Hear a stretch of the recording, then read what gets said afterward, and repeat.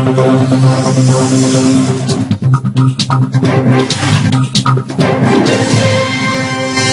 लोग हुए चोरी के शिकार, जिसमें मोबाइल और नगद रुपए की चोरी हुई। वहीं मुंगावली आए केंद्रीय मंत्री सिंधिया का हुआ भव्य स्वागत। बता दें कि मुंगावली नगर को दुल्हन की तरह सजाया गया और मुख्य मार्गों को सुधारा गया। ये देखकर लोगों ने बोला कि सिंधिया रोज आए मुंगावली। मुंगावली के लोगों ने अकल्पनीय स्वागत किया, जिससे सिंधिया ने बोला कि मुंगावली मेरा घर है, यहाँ लोग मेरे परिवार के सदस्य हैं। किसी भी तरह की कठिनाई होगी तो मैं उनके साथ कंधे से कंधा मिलाकर खड़ा हूँ। सिंधिया का मध्य प्रदेश का दौरा था, जिसके तहत वो अशोकनगर के मुंगावली में ऑक्सीजन प्लांट का उद्घाटन करने आए थे, परंतु आचार संहिता लगने से उनके प्रोग्राम में संशोधन किया गया। सिंधिया मोदी सरकार में केंद्रीय मंत्री बनने के बाद पहली बार मुंगावली आए।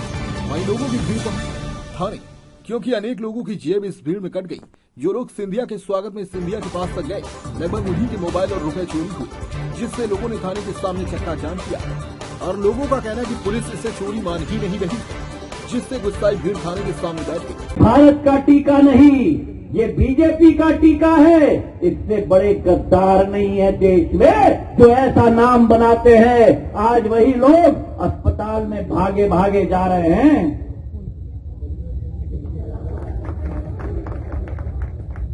टीका लगाने के लिए मुझे एक और खुशखबरी देनी है। पिपराई में सामुदायिक स्वास्थ्य केंद्र मेरे कहने पर हमारे स्वास्थ्य मंत्री प्रभु राम जी यहां बैठे हुए हैं।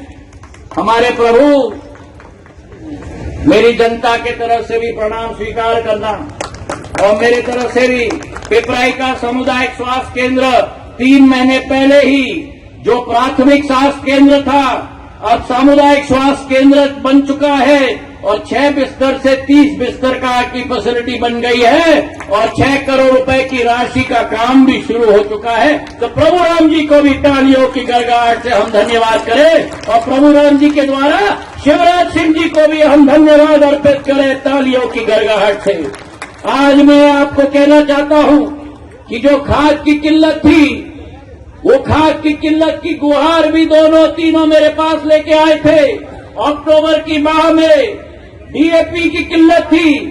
खाद मंत्री जी से बात करके मैंने फौरन मुंगावली के लिए खाद भिजवाई और पिछले महीने जो यूरिया की कमी थी, दोबारा खाद मंत्री मनसुख मंडाविया जी से बात करके यूरिया भी रवाना हो चुका है। मेरा किसान जल्द बारिश होने की वजह से ढेर लग गई खाद के काउंटर पर ढेर लग जाए, उस ढेर को भी पूर्ण रूप से समाप्त करना ज्योतिरादित्य सिंधिया की जिम्मेदारी है।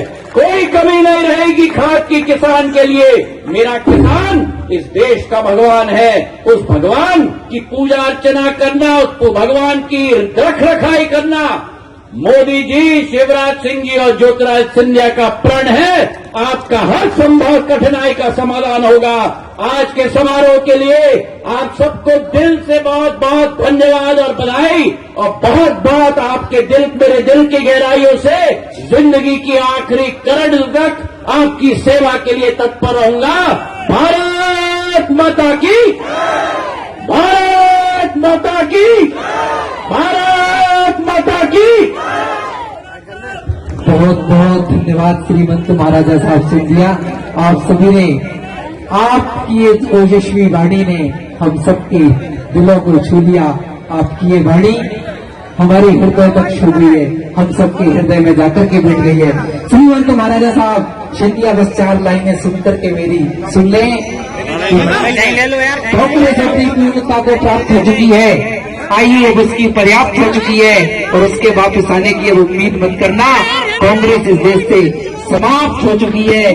बहुत बहुत धन्यवाद, बहुत बहुत आभार प्रदर्शन और आप सभी अतिथियों का और आप सभी जनता जनार्दन का जिन्होंने इस कार्यक्रम को सफल बनाने में।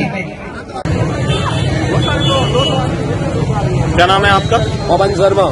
क्या हुआ आपके साथ? हम लोग अदालत के सामने हमारी दुकान है, उस पे खड़े हुए थे। महाराज साहब आए, उनको फूल माला पहना रहे थे। हमारी पॉकेट में मोबाइल थे, दीपक का था, हमारा था, एक कुलैया वकील साहब थे। तो मोबाइल छीन के ले गए और कुछ लोगों के पैसे ले गए।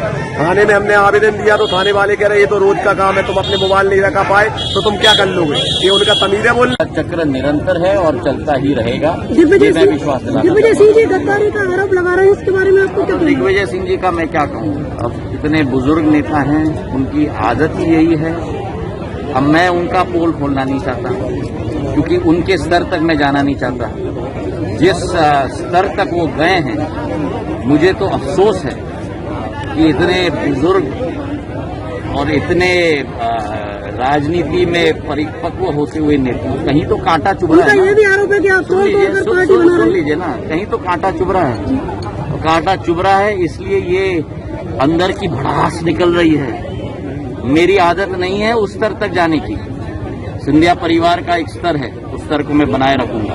महाराज साहब, वो जितना भी उकसाने की कोशिश करें, वो उनका ही स्थिति, उनकी अंतरात्मा की स्थिति दर्शाती है और उनका ही मानसिक संतुलन दर्शाती है। और जो उन्होंने कहा है गद्दारी के बारे में, मैं तो एक ही शब्द कहना चाहता हूं, जो ओसामा को ओसामा जी कहे, जो ओसामा को ओसामा जी कहे और जो कहे कि जब सरकार कांग्रेस की आएगी तो 370 हटाएंगे। गद्दार कौन है ये तो आप और जनता ही तय करेगी। महाराज साहब, अपने आसपास की हर छोटी बड़ी खबर देखने के लिए हमारे चैनल पुलिस ब्यूरोक्रेट्स न्यूज को बेल आइकन दबाकर सब्सक्राइब करें, जिससे आपको हर खबर समय से मिलती रहे। अधिक जानकारी के लिए हमसे संपर्क करें। हमारे कॉन्टैक्ट नंबर हैं 9039011886।